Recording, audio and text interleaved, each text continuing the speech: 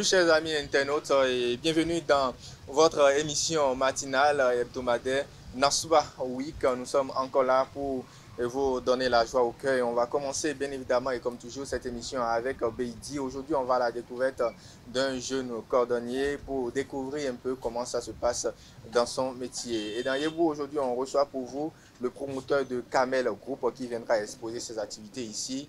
On va aussi recevoir Mohamed Ali Yerima qui est le chargé de communication de l'université Esaü qui viendra nous présenter les filières de cette université. Une pause qui s'impose dans le zapping avant de revenir dans le panel de discussion pour parler aujourd'hui d'un sujet qui nous tient à cœur dans la cité des Koboro, dans Parakou, troisième ville à statut particulier, les feux tricolores qui sont quasiment absents, qui ne fonctionnent pas du tout. On va parler de ça sur cette émission et sans oublier bien évidemment votre rubrique préférée, la grogne matinale qui viendra bien évidemment très tôt dans cette émission après Beidi. Installez-vous confortablement, on revient pour démarrer cette émission proprement dit.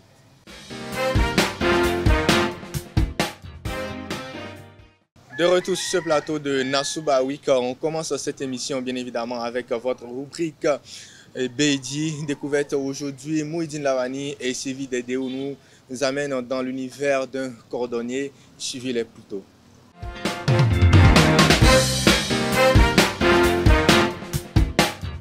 Marcel, bonjour, internaute de Z Télévision, bonjour à vous également. Aujourd'hui, je suis vers Baka, tout juste après le marché Tchakitibam, et je vous embarque dans l'univers inspirant d'un cordonnier spécial. En quoi est-il spécial? D'abord, il a fait une licence en sciences politiques et relations internationales. Et malgré ça, il s'est spécialisé en cordonnerie. Ensemble, on ira à sa découverte pour voir comment se passe son métier.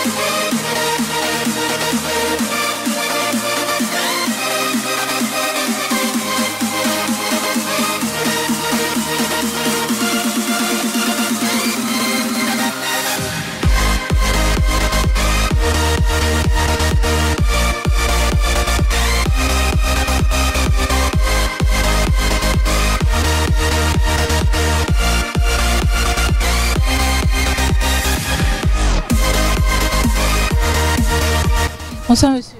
Oui, bonsoir madame la journaliste. Présentez-vous s'il vous plaît.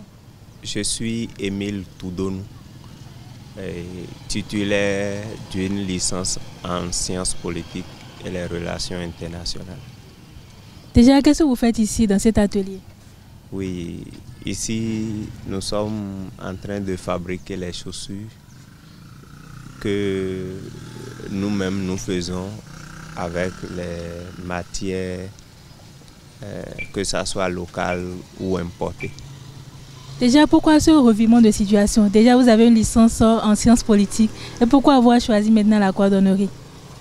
Oui, une licence en sciences politiques, il faut dire que tout le monde doit aller à l'école. C'est ça qui est sorti par là.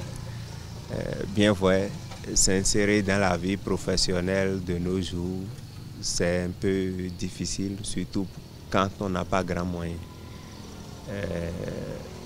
Aussi, quand on est confronté à l'après-diplôme, je veux dire le chômage, il faut forcément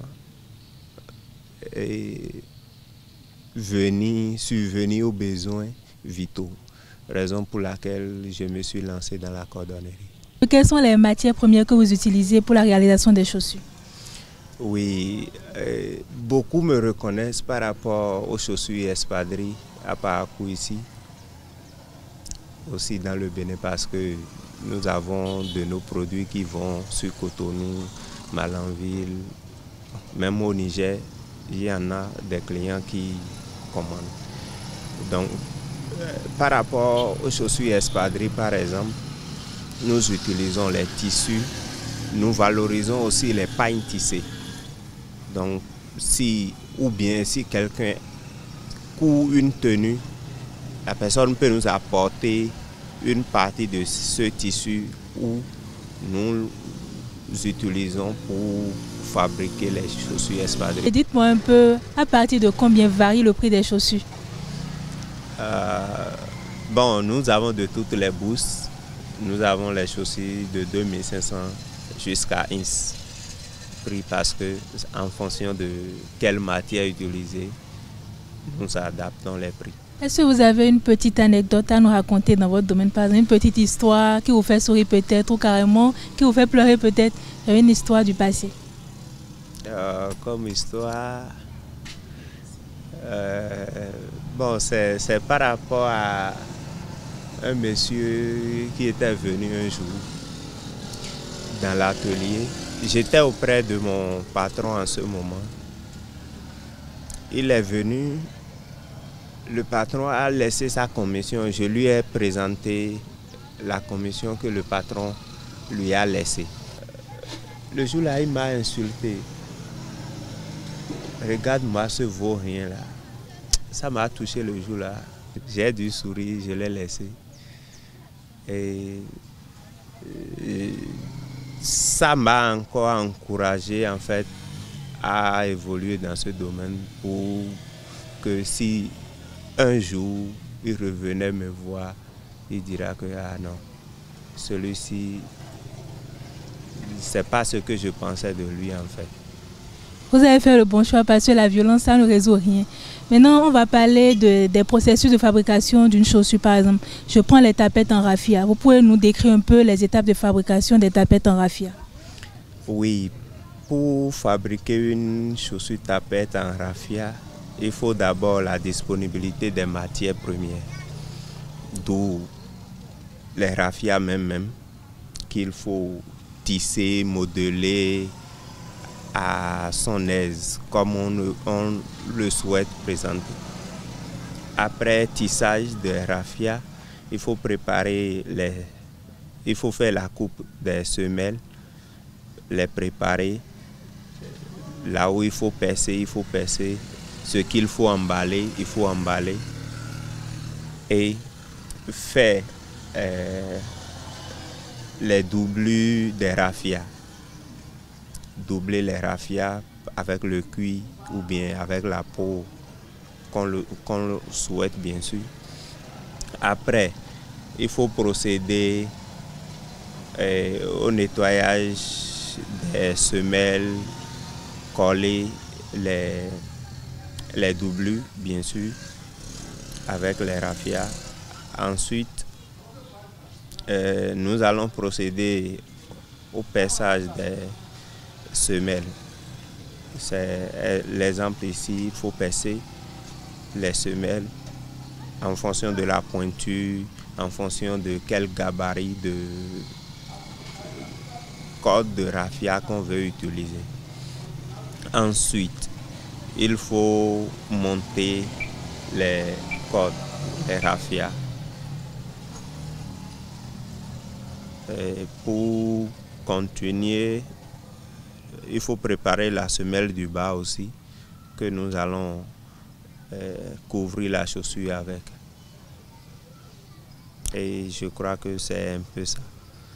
Si la chaussure aura un petit talon, ou bien en fonction de quel type de chaussure, là, s'il y aura de talons, il faut mettre le talon aussi. D'accord. Maintenant, est-ce que vous avez un conseil à donner à un jeune, par exemple, qui a envie de se spécialiser dans la cordonnerie, mais qui hésite un peu? Comme conseil, je dirais qu'il n'y a pas de saut métier.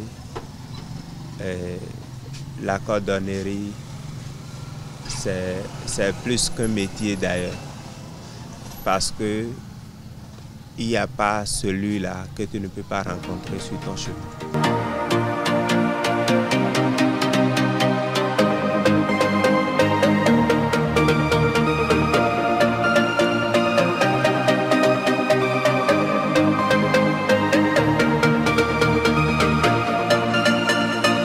C'est en forgeant que l'on devient forgeron. Tels sont les derniers propos de M. Toudonou Cordonnier.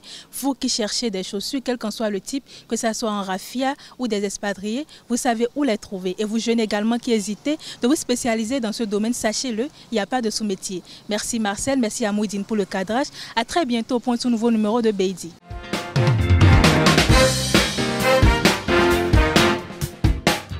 Nous allons enchaîner Nassouba Week avec la grogne matinale et comme d'habitude Adam Bachirou est déjà là pour la grogne matinale de ce matin. Bonjour Adam Bachirou. Oui, bonjour monsieur le journaliste. Et ce matin... Oh, ça va, ça va. Et je dis bien des choses aux internautes à l'écoute et bien sûr aux techniciens de l'ombre. Voilà, merci aux techniciens de l'ombre. La grogne matinale de ce matin, elle s'articule autour de quoi? Bon, je crois que ce matin, vous savez, on a beau avoir les voies, avoir les hôpitaux, mais le sport est capital. Est capital. Oui. Vous avez le micro. Je vous remercie. Et ce matin, je dirais que 20 mars 2015, 20 septembre 2025, 10 ans, 6 mois, jour pour jour, que l'ancien président Boni Yayi lançait dans la dynamique de donner les mêmes chances de réussite au football, posait la première pierre pour la réalisation d'un terrain avec pelouse synthétique à l'université de Parakou, UP. La deuxième université publique de notre pays, après celle d'Abomey-Calavi, je le précise. Chères autorités politico-administratives, internautes à l'écoute de Zaïre TV, que devient cette belle vision censée mettre fin au calvaire de nos enfants, vos enfants étudiants de l'UP qui jouent sur un terrain indigne d'un haut lieu du savoir. En plein 21e siècle de surcroît, et avec une équipe de GPA du Bénin en pleine forme, avec des victoires sans bavure ces derniers temps, dans les éliminatoires de la Coupe du Monde à venir. Quel péché ont commis nos enfants, frères et sœurs de l'université de Parakou, pour ne pas bénéficier des mêmes atouts sportifs que leurs aînés d'Abomey-Calavi? Oui, osons le dire, car le Bénin est un et indivisible. Sans oublier que le sport en général, et le foot en particulier, est un facteur de rassemblement de la jeunesse. Monsieur le Président Patrice Talon, père de la nation, un sursaut d'orgueil s'impose. Voir vos enfants, nos enfants, étudiants et avenir de demain, sur ce terrain que nous qualifions d'inadmissible dans un haut lieu du savoir, doit nous interpeller autant que nous sommes pour une solution à ce rêve inachevé de l'ancien président Boni Yayi. En effet, un terrain avec une bonne pelouse ne sera pas superflu pour vous, monsieur le président Patrice Talon. Sans oublier, bien sûr, madame Yayi, Lerdikan et Léonore, ministre de l'enseignement supérieur. Quand on sait que plusieurs de nos grands joueurs sont sortis de nos universités publiques comme Abomey-Calavi et autres, vous n'avez pas le droit de vous laisser faire en cette période où pas moins de 22 stades sont construits dans 22 cabines différentes. Nous insistons et persistons que nos enfants, vos enfants, à venir de demain, doivent jouer sur un terrain digne et non un terrain dégradé avec des risques de blessures ou un mauvais pas. Et ses conséquences sur l'avenir sportif d'un joueur talentueux nous est intolérable. L'université de Parakou, avec son recteur Sobossi Bertrand, qui vient d'être reconduit dans ses fonctions, doit et mérite grandement d'être honoré avec des travaux de réflexion dignes de vous, monsieur le président. Vous devez et pouvez le faire pour vos enfants. Nos enfants, bien sûr, de la dynamique de donner les mêmes chances de réussite dans le sport national, comme l'université de Parakou. La dynamique actuelle des Guépards du Bénin, qui ont gagné 3 places au dernier classement de la FIFA, doit pouvoir interpeller les uns et les autres, autant dans nos universités, CEG, lycées et écoles primaires, comme dans les écoles de foot et autres académies. Monsieur le Président, permettez-nous de conclure cette veille citoyenne en vous priant d'avoir un regard spécial sur le site qui doit accueillir le futur stade de Parakou. Nous insistons là-dessus. Nous insistons, ne commettez pas l'erreur de l'ancien président Nicéphore Dieudonné Soglo, qui a construit le marché Azéker dans un coin restreint. Nous aurions aimé qu'on puisse laisser nos cadres, qu'elles soient préfectorales ou départementales, qui auront besoin de beaucoup de calme, travailler pour la nation béninoise, que de les gêner avec des bruits du stade municipal qui sera construit à proximité et de surcroît à côté du camp militaire Sero Péra. Monsieur le Président Patrice Talon, on ne pétine pas deux fois les testicules de l'aveugle, dit-on. À bon entendeur, prenez vos responsabilités pour que vraiment le terrain de l'université de Calavi, de Parakou, pardon, puisse être rénové et avoir un gazon synthétique et donner une chance à vos enfants de pouvoir jouer comme il faut le football. Car le football et le terrain, l'infrastructure sportive vont de pair. À bon entendeur, salut. À bon entendeur, salut. Donc, nous espérons que les autorités à divers niveaux vous ont écouté et que d'ici peu, ils vont prendre vos doléances en compte. Et quant à nous, ici sur le plateau de Nassouba Week, nous allons continuer cette fois-ci et on va aller dans Yébou, dans le marché, pour recevoir ici le promoteur d'une entreprise, Kamel Group, qui viendra nous présenter les activités de son entreprise. On fait une pause et on revient dans Yébou.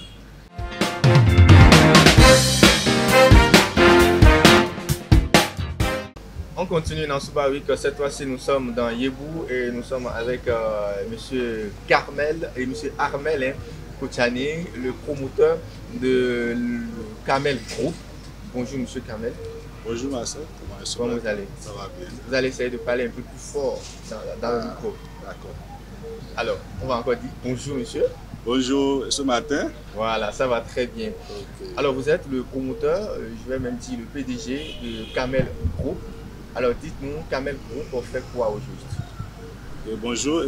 Bonjour, merci de nous avoir invités sur votre plateau. Kamel Group, c'est une société à responsabilité limitée, c'est une salle. Nous sommes dans l'informatique, dans la communication, le BTP et dans l'import-export. Nous sommes dans un certain nombre de formations que nous donnons à Parakou ici. Voilà. Donc c'est un peu nos prestations. Et en termes de formation à Kamel Group, comment ça se passe? Voilà, nous sommes dans les formations de courte durée. Les formations en maintenance informatique, en installation de caméras de surveillance, en secrétariat bureautique, en design graphique. Donc c'est pour permettre aux jeunes qui ont le BPC ou le bac, ou qui n'ont même pas du tout un diplôme, de pouvoir avoir une formation professionnelle pour pouvoir se défendre dans la société. Pour pouvoir se défendre dans la société. Et depuis quand Kamel Group a commencé ses activités déjà? Nous existons depuis 2016. Kamel Group existe depuis 2016. Nous sommes partis de Kamel Technologie et après nous sommes passés à Kamel Group qui est devenu une salle. Kamel Technologie qui était un établissement, aujourd'hui nous sommes une salle. Voilà. Et maintenant pour que les apprenants bénéficient des formations de Kamel Group, qu'est-ce qu'il faut? Pas grand-chose, il faut juste avoir la volonté de pouvoir faire une formation professionnelle dans le domaine du numérique et venir s'inscrire dans nos locaux où nous allons laisser le contact, peut-être s'ils sont intéressés de nous écrire afin que nous puissions leur donner les orientations nécessaires. Voilà.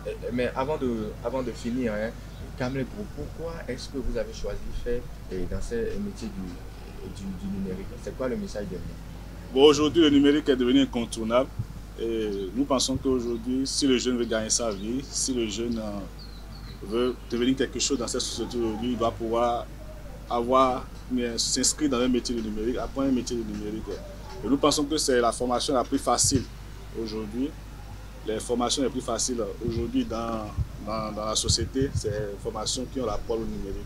Donc nous pensons partager notre expérience et tout ce que nous gagnons aussi dans la vie quotidienne, dans le domaine du numérique avec les jeunes frères. Est-ce que les jeunes s'y intéressent vraiment? Oui, de plus en plus, beaucoup de jeunes s'intéressent à ce domaine. Ils sont pleins à s'inscrire et à faire des chemins, on met le chemin avec nous. Nous espérons que cela va apporter beaucoup pour le développement de notre commune et pour le pays en général. Est-ce que vous ne pensez pas que l'avènement de l'IA crée un bouleversement dans ce domaine-là? Oui, l'IA apporte beaucoup. L'IA apporte beaucoup à tout ce que nous faisons aujourd'hui en termes de numérique. L'IA, on peut parler de révolutionner la manière dont nous percevons les choses. Mais l'IA ne ne change pas, c'est-à-dire ne change pas la perception que nous avons des métiers du numérique. L'IA ne peut pas changer le montage graphique, par exemple, d'un graphiste. L'IA va sortir un prototype et tout, mais ça ne sera jamais plus réaliste que ce que le graphiste lui-même a conçu, la conception du graphiste. Voilà. Donc je pense que l'IA vient seulement accompagner en réalité le travail qui se fait déjà. Alors je vais vous inviter à regarder directement votre caméra et à lancer un message fort à l'endroit de ces jeunes-là qui sont intéressés et pourquoi pas laisser le contact également. Ok. Pour nos jeunes frères qui ont le BPC, qui ont le bac, ou du tout pas de diplôme et qui sont intéressés par la formation en installation des caméras de surveillance, en maintenance informatique et réseau, en secrétariat bureautique ou en design graphique, nous vous invitons à vous inscrire massivement. N'hésitez pas, n'allez pas vous inscrire dans les formations classiques pour perdre davantage du temps. Ce sont les erreurs que nous avons faites en notre temps et que nous voulons rattraper aujourd'hui avec vous. Si vous êtes intéressé, nous sommes à Transa, dans la vente de Hakuna Matata. C'est la 3e maison à votre droite. Et pour nous contacter, c'est 01 47 78 30 70. 47 78 30 70. Merci beaucoup, et monsieur le promoteur de Carmel Group. Merci beaucoup, merci à tous. On va se revoir après. Merci. Nous continuons toujours dans Yébou et cette fois-ci on reçoit pour vous le chargé de communication de ESAE, l'école ESAE, qui va nous dérouler un peu les activités de ESAE et également nous situer sur la date de reprise des cours à ESAE. Monsieur Ben, bonjour. Oui, comment vous allez? Bien, très bien, et chez vous? Ça va super bien. D'accord. ESAE, dites-nous, les cours vont démarrer quand et comment ça va se passer? Les cours en ce qui concerne à ESAE, ça dépend de l'année. Déjà, ceux qui sont en cycle de licence 2 et licence 3 ont déjà débuté ce lundi 15 septembre 2025.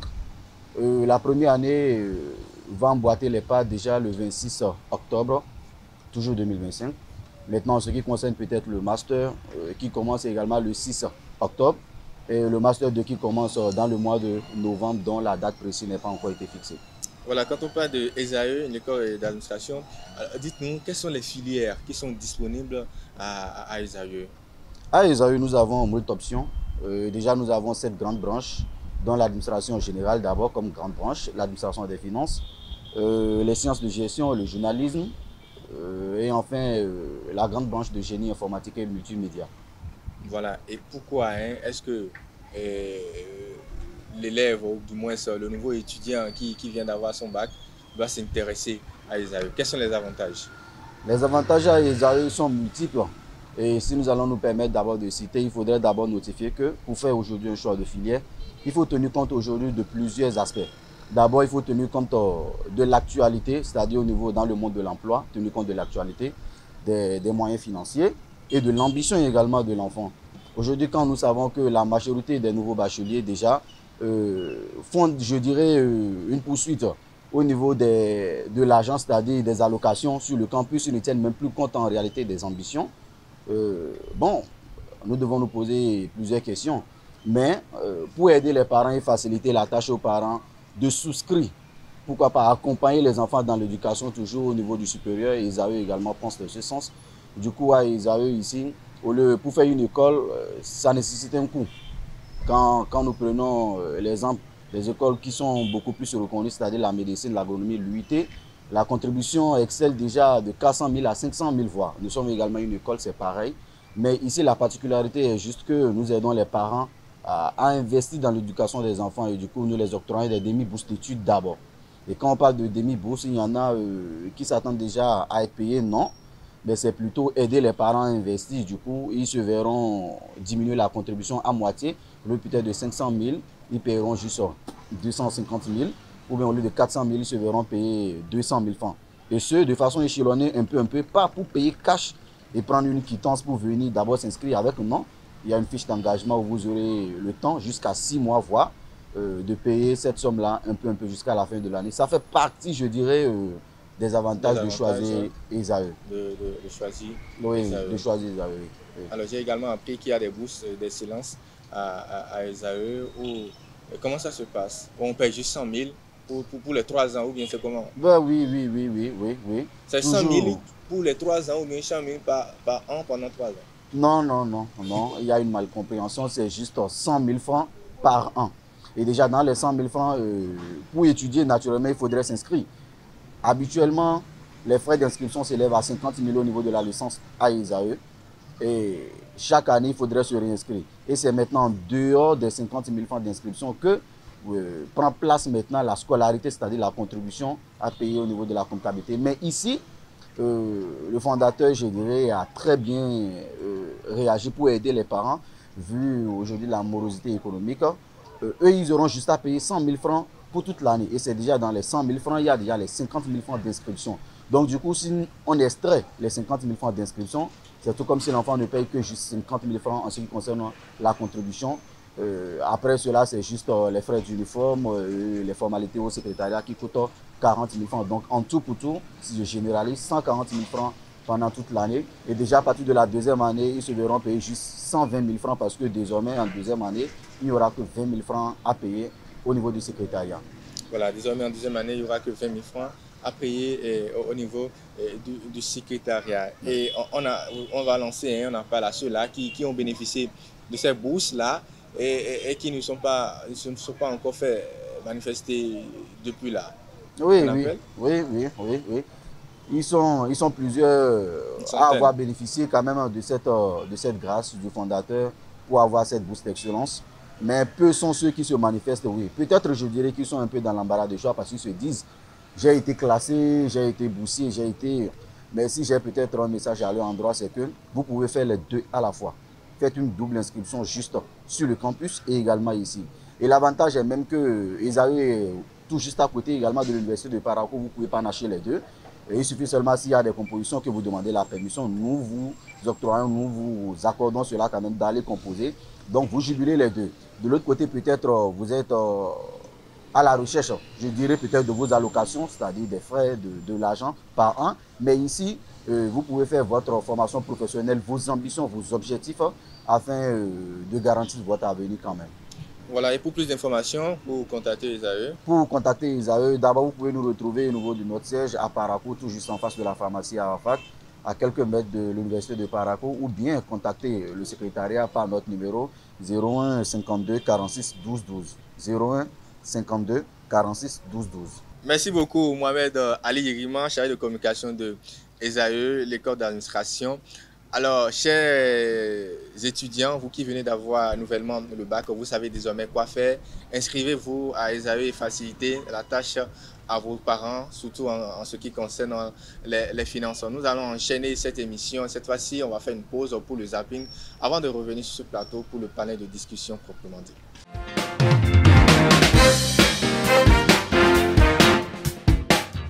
Quel est le second nom de l'hymne national?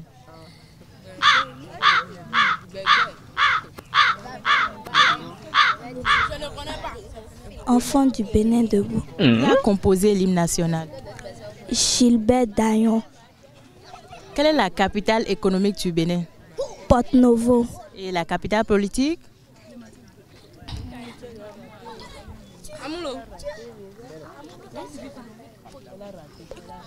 Cotonou. Définis-moi la CEDEAO. Communauté économique des États de l'Afrique de l'Ouest. On t'a déjà soufflé ça ou bien? Non, on t'a soufflé ça, j'ai entendu. Alors, en quelle année le Bénin est devenu membre de la CEDEAO? En 1986. En 1900? En 1986. Tu es sûr? Qu'est-ce que la CEDEAO? La CEDEAO, Communauté économique des États de l'Afrique de l'Ouest. La Sénat.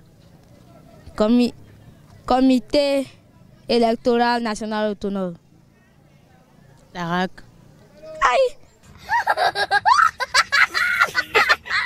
Aïe. Haute autorité audiovisuelle. Regarde-moi au lieu de regarder là-bas. La RAC. Audiovisuelle et de la haute autorité de l'audiovisuel et de la communication. Alors, quel est le nom du ministre de la Santé du Bénin? Benjamin Pati. Quel est ton rêve d'avenir? Quand tu as grandi, tu veux devenir quoi? Sobata. C'est quoi Sobata? J'aime pas bêtise, hein. Tu veux devenir quoi? Je vais devenir Foga. Je vais devenir monsieur de Franchet. Qu'appelle-t-on circuit électrique? Un circuit électrique est un circuit qui peut allumer la chambre. Un circuit électrique est une montagne qui peut alimenter une chambre.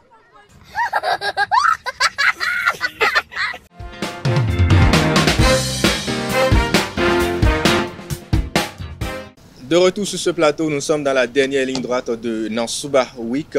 Et le panel de discussion de ce matin s'articule autour d'un sujet crucial. Et depuis quelques mois déjà, l'absence quasiment des feux de signalisation, c'est-à-dire les feux tricolores, dans la cité des Koboro sur Boko Das, qui est vraiment très problématique. Nous avons aujourd'hui deux débatteurs, en tout cas qui vont donner leur avis sur ce phénomène-là. Adam Bachirou et M. Amel Kouchani qui sont là, qui vont carrément nous donner leur avis et nous aider à attirer l'attention des autorités à divers niveaux. Et d'entrée, je vais demander à M.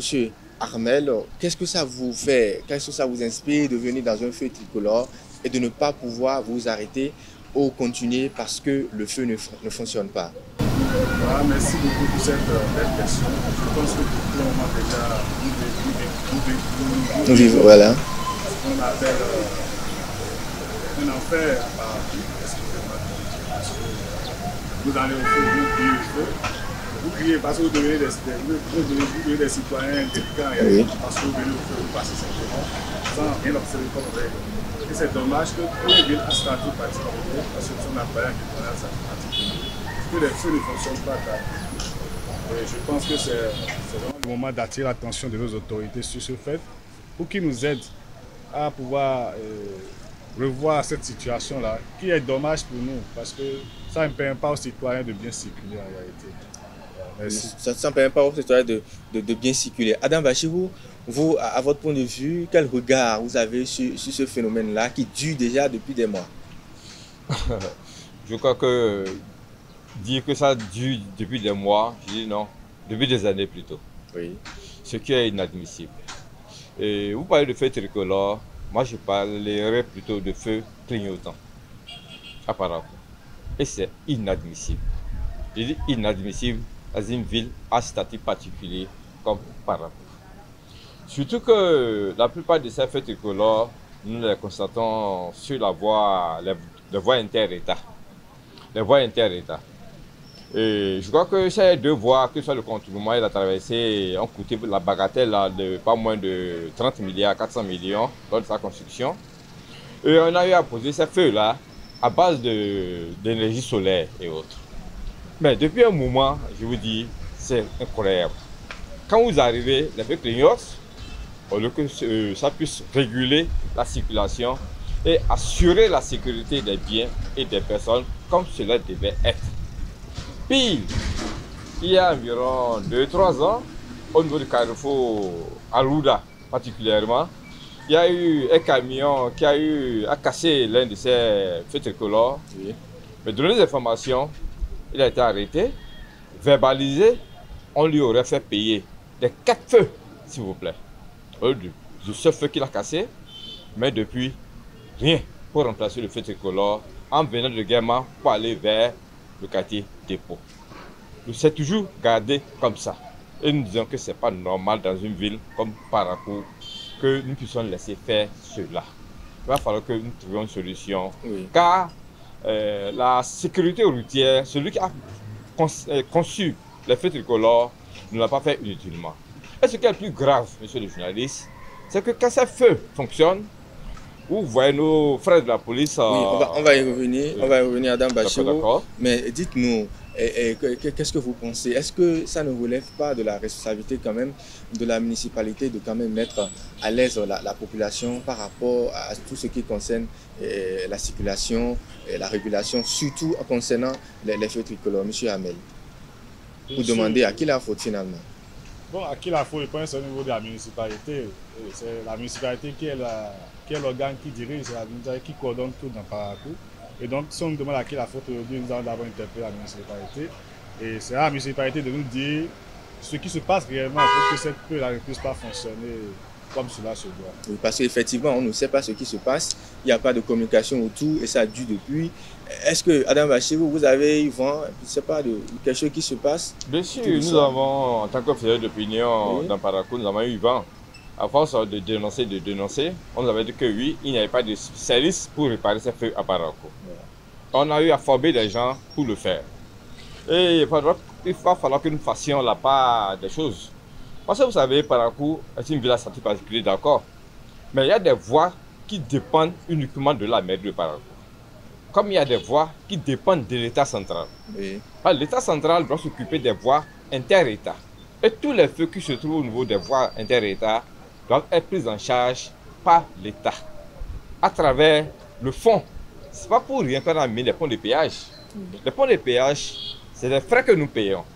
Et ces frais-là, c'est fait pour entretenir les voies et reconstruire les voies qui sont dégradées à des moments donnés. Oui. Mais ce n'est pas le constat sur le terrain. On n'arrive plus à savoir ce qui ne va pas. À tout moment, quand vous arrivez au niveau de ce carrefour, c'est les feux qui clignotent au lieu de réguler la circulation. Au lieu de réguler surtout en cette période de l'année scolaire où nos petits bouts de chou doivent aller à l'école. Imaginez un papa, une maman qui est à la maison, alors qu'il pense, ou bien elle pensait que son enfant se trouve à l'école, apprendre que son enfant se trouve à l'hôpital à cause d'un accident dû à l'indélicatesse d'un citoyen qui a brûlé le feu tricolore parce qu'il n'y a personne là pour quand même assurer la sécurité. La sécurité. Alors, Adam Bachirou, vous voulez parler de cela tout à l'heure. Lorsque le feu est fonctionnel, les agents de l'ordre sont également fonctionnels, on va le dire. Mais lorsque le feu n'est pas fonctionnel, ils sont quasiment absents, il n'y a pas de régulation. Comment est-ce que vous accueillez cela? Non, justement, Monsieur Hamel va nous donner son avis en attendant. Oui, mais au fait, c'est même le grand paradoxe dans Parakou. On dirait que, bon, quand le feu est fonctionnel, que les forces de l'ordre sont là juste pour que vous puissiez le faire, juste pour que vous soyez dans l'infraction pour vous prendre. Alors qu'en réalité, ça devait être le contraire. Je pense que le contraire devait être que lorsque le feu ne fonctionne pas, que les forces de l'ordre soient là pour pouvoir réguler la circulation. Et c'est dommage que ça se passe ainsi.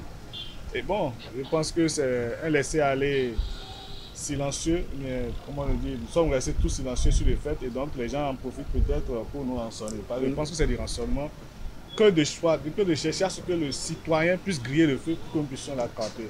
Au contraire, nous devons les sensibiliser d'abord avant et pendant et peut-être après même. Bon, il doit y avoir un système de sensibilisation de la population pour que, bon, on n'est pas forcément à courir derrière, parce que là, ça crée encore davantage d'accidents.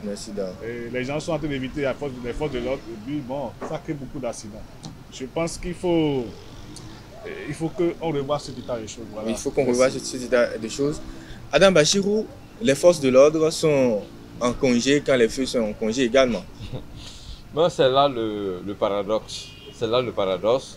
Parce qu'à chaque fois que j'ai eu quand même la chance d'aller de l'autre côté du pays, à Cotonou, que le feu marche ou pas, les forces de l'ordre sont sur les carrefours pour réguler la circulation. Mais à Parakou, le paradoxe est que quand le feu marche, nos forces de l'ordre, la police républicaine, je dis bien la police républicaine, elle doit être au service de la République. Quand le feu marche, elles sont là pour réguler. Mais quand le feu ne marche pas, au moment où cette République a besoin de ses fils pour les aider à traverser en sécurité les carrefours, on ne voit personne. Ils sont carrément assis et on laisse faire. Je dis non, non et non. C'est pas normal. C'est au contraire, quand le feu ne marche pas, on devait constater la présence de nos forces de l'ordre au niveau de certains carrefours pour réguler la circulation. pour sécuriser les populations, les allées et venues des uns et des autres. Parce que vraiment, on constate des accidents que je qualifierais de stupides. Parce que la vie du jeune homme, c'est le début de la sagesse, on dit souvent. Mais si vous voyez les populations voient les policiers et autres au niveau des carrefours, je vous dis qu'ils se rangent automatiquement. Mais quand il n'y a personne, on fait ce qu'on veut. Ce n'est pas pour rien qu'au niveau de l'extérieur de nos partenaires européens, on a mis les radars. Les radars, on n'a pas besoin de mettre le policier là pour réguler la circulation. Donc, ce que nous constatons ici, c'est extrêmement grave. Et surtout, monsieur le journaliste, ce qui est encore beaucoup plus aberrant, vous savez, le projet Alphatage phase 1, qui a été lancé en août 2018, à hauteur de 8 milliards 438 millions 880 000 et 955 francs, tout à ce confondu, bien sûr. Avec les précisions. Oui, bien sûr, parce que c'est un dossier que nous suivons. Devait avoir des feux tricolores à des carrefours bien précis. Je prends l'exemple du carrefour avant la place Idi de Zongo. Si vous allez là, regardez à côté de la voie, pour ceux qui sont à Parakou, vous allez voir les tuyaux qui sortent de terre. C'est prévu qu'on mette des feux tricolores à cet endroit. Quand vous quittez le carrefour Alouda, pour tomber sur le carrefour de la Fatage qui va toujours vers la place Idi de Zongo, vous allez voir ces mêmes choses, ces mêmes tuyaux qui sont là.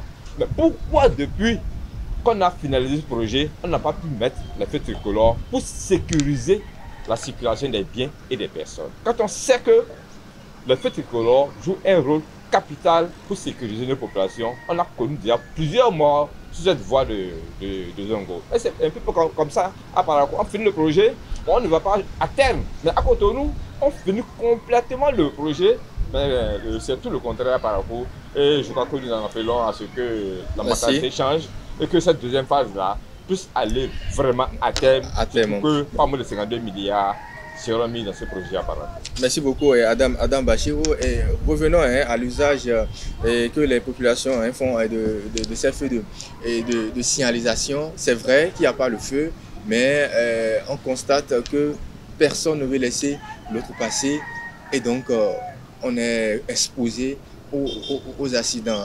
Est-ce que la population, est-ce que les citoyens ne doivent pas quand même comprendre que quelque part il faut prendre soin de sa vie et ne pas forcément attendre que les policiers régulent ou qu'il y ait un feu de signalisation? Monsieur Hamel. Oui, monsieur le journaliste, je pense que c'est la normalité des choses. C'est lorsque vous êtes habitué à quelque chose que vous respectez la chose. À part qu'on est habitué à ne pas avoir de feu pendant des années, et donc même si le feu est là, on est déjà habitué à passer. Je pense que c'est ce qui fait que la population ne respecte pas le feu en réalité. Ils ne sont pas habitués, ils ne sont pas suffisamment sensibilisés, ils ne sont pas suffisamment habitués à ce concept de feu. Est-ce que vous pouvez griller un feu tricolore à Cotonou? Ce n'est pas possible. Ce n'est pas possible parce que soit le feu vous arrête, soit c'est le policier qui vous arrête. Parce que d'habitude, la population a l'habitude justement de suivre ça, et depuis la nuit des temps, quand il y a le feu, on s'arrête. Quand il n'y a pas le feu, on bouge. Quand le feu est rouge, plutôt on s'arrête. Quand le feu est vert, on passe. Donc ça a été toujours comme ça au niveau de Cotonou. Et parce qu'à Parakou ici, on n'est pas habitué à ça. Je prends l'exemple de nos amis qui quittent la campagne. Oui, oui. D'accord? Et qui passent au centre-ville pour aller peut-être faire des achats et repartir chez eux. Ils sont habitués pendant un an, c'est-à-dire 8 mois sur 12 à ne pas avoir le feu tricolore. Donc c'est difficile pour lui après de venir d'attendre au feu, puisqu'il n'est jamais habitué à rester au feu. Donc c'est une histoire de, lorsqu'on a créé l'habitude, lorsqu'on a créé le besoin, ça va se rétablir de lui-même. Je pense que c'est un peu moi ma conception de la chose. Mais je crois que je partage cette vision de M. Hamel.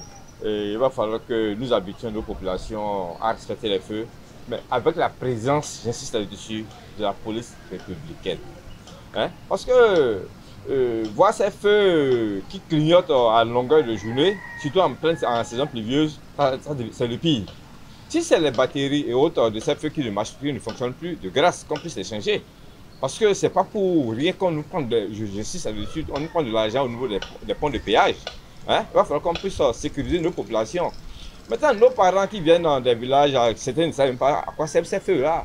À un moment donné, au lieu de les arrêter, et vous voulez les verbaliser, pas les faire payer des frais au niveau des impôts et autres, je dis que la sensibilisation, leur faire comprendre. Certains ne savent pas, si vous le dites. Mais quand le feu marche, les policiers sont là. Mais quand ça ne marche pas, c'est paradoxe, si vous le jurez. Ils ne sont pas là. Ça fait que les citoyens eux-mêmes commencent par prendre ça bon, comme une habitude. Bah, quand ils viennent, ils passent. Hein, et le jour tombe sur le policier, on les prend, on l'embarque ça pour le commissariat, pour leur faire payer des frais au trésor et des frais de fourrière. Je dis c'est pas normal. C'est pas normal parce que nous parlons de la République et la sécurité routière est capitale parce que nous avons eu à perdre des gens qui ne fallait pas. De manière banale. Banale, je vous l'ai dit. Et on laisse faire. Il va falloir que la mairie de Parakou puisse se réveiller. C'est vrai qu'à son temps, on avait parlé de la police municipale. Mais c'est toujours un vœu pieux. C'est pas encore pu se réaliser. Mais pour le moment, les agents de la police républicaine doivent pouvoir se mettre au service de la population. Eux, s'asseoir et toucher tout ce que vous savez à tout à longueur de journée. D'accord, Adam Bachirou. Nous les voir au des carrefours pour sécuriser les populations. Pour sécuriser, c'est l'objectif de cette émission. Merci beaucoup pour votre apport. Je vais vous laisser chacun un dernier mot de la fin avant de conclure. Oui, bon, pour moi, c'est un cri de cœur. C'est un cri de cœur à l'endroit d'abord de la municipalité, afin qu'on puisse voir dans quelle mesure il faut réparer ces feux-là. Je pense que cette technologie, ceux qui peuvent réparer ces feux-là sont disponibles partout. Il faut juste checker les jeunes qui sont là. Je pense que on n'est pas obligé d'aller chercher cette compétence ailleurs. Ils sont là. On peut toujours réparer ces feux-là. Et l'autre chose, c'est un cri de cœur à l'endroit de nos frères, nos frères de la police républicaine. Nous ne pouvons pas tirer sur eux, puisque ce sont nos frères. Nous ne sommes pas en train de les critiquer, mais c'est pour nous aider à davantage régulariser la circulation, à faire en sorte que la libre circulation des personnes et des biens se passe très bien. Que ça se passe sans heurts et sans qu'il y ait beaucoup de dégâts. Voilà, merci Adam Bachirou. En quelques mots. Bon, en quelques mots, je dirais simplement aux populations, votre vie dépend de vous-même. Le casque que vous portez, c'est pour votre tête. Le respect du feu tricolore, c'est pour votre propre vie. Je crois qu'on n'a pas besoin d'attendre le policier pour le faire. Mais que le policier soit là, sera l'idéal pour obliger le citoyen qui veut jouer aux égotos à respecter la loi. C'est pour ça que nous avons la police. Et de grâce, nous demandons aussi à nos gouvernants de collaborer vraiment avec nos amis chinois qui sont vraiment, ont le matériel adéquat, des trucs modernes à base du solaire, qui peuvent garantir ces feux tricolores à long terme. Parce que réparer à tout moment, à coût de millions, ces feux-là, quand on vous chiffre ça, à un moment donné, monsieur le journaliste, vous êtes étourdi hein, quand vous chiffre ce qu'on dépasse là, mais alors qu'on pourrait faire mieux. On pourrait faire mieux avec nos amis chinois. D'accord, merci beaucoup Adam Bachirou. À bon entendeur, salut. Donc, nous espérons que les autorités à divers niveaux, ainsi que la police républicaine et tous ceux qui sont quand même concernés par ce phénomène, vont quand même se réveiller de leur sommeil et prendre vraiment les taureaux par les cornes. Et quant à nous, nous avons fini cette émission Fort Nansouba d'aujourd'hui. Stop et fin. On va se retrouver très prochainement pour un nouveau numéro de Nansouba Week. Et je vous demande de vous abonner massivement, activer sur la cloche de notification et rester en ligne pour suivre nos différentes émissions et nos productions. D'ici là, portez-vous bien et bye bye.